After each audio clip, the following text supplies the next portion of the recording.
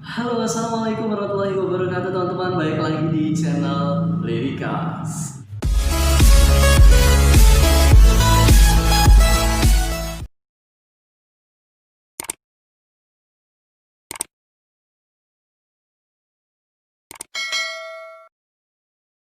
Dan teman-teman, seperti biasa kali ini kita bakal sharing ya. Kali ini berkaitan dengan public speaking.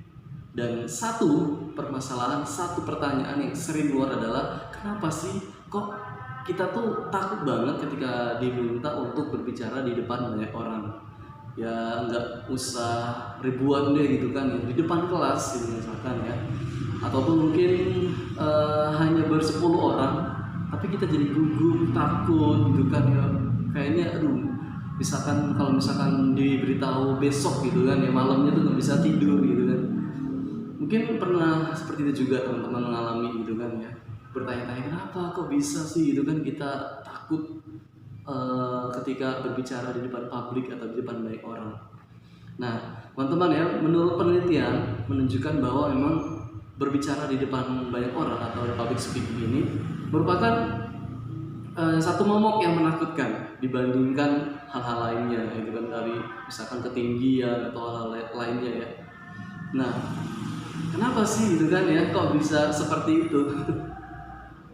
Dan ternyata ya memang manusia gitu kan ya, ketika harus berbicara di depan orang banyak itu yang paling vital adalah kenapa takutnya itu karena takut dinilai, takut salah gitu kan ya, dan akhirnya dari salah itu dijauhi sama orang yang ataupun audiens yang hadir pada waktu itu. Jadi kita tuh kayak terfokus ke situ gitu. Ah, nanti gimana kalau salah? Nanti gimana kalau diketawain gitu? Nanti gimana kalau teman-teman ngejauh ketika selesai saya berbicara di depan? Pasti kan seperti itu.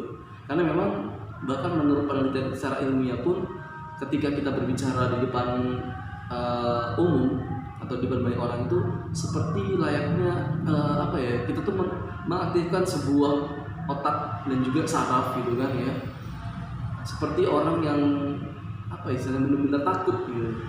Jadi secara langsung apa ya, respon terhadap suatu hal gitu kan, misalkan kayak kita takut terhadap serangga gitu kan, terhadap binatang. Nah mungkin seperti itulah itu rasa ketakutannya.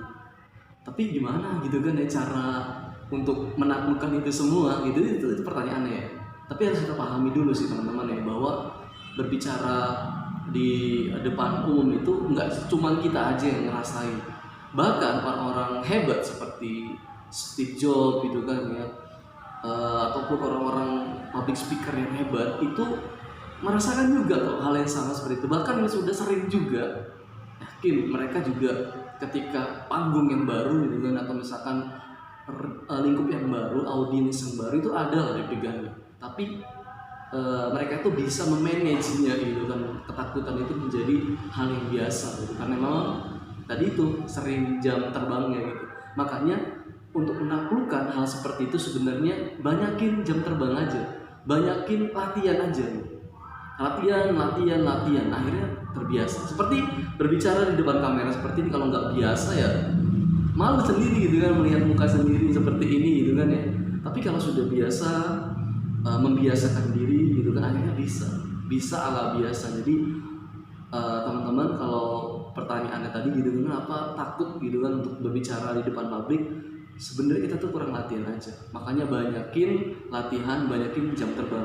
Bisa jadi kalau buat adik-adik nih yang masih sekolah itu kan, berorganisasi mulai dari OSIS misalkan gitu kan, coba ketika rapat kepengurusan ataupun ketika mungkin mensosialisasikan program OSIS, coba gitu kan jadi orang yang berbicara, belajar untuk mengungkapkan ide, mengungkapkan sebuah ilmu ataupun berorasi gitu kan, mulai dari hal seperti itu. Karena saya sendiri juga merasakan seperti itu. Dulu mungkin kalau ada guru saya nonton ini juga gitu kan ya, Pak Ibrahim, salah satu guru saya gitu kan, pembina OSIS juga waktu MTS, itu mengajarkan sekali gitu kan ya, terkait dengan hal itu untuk membiasakan diri berbicara di depan publik.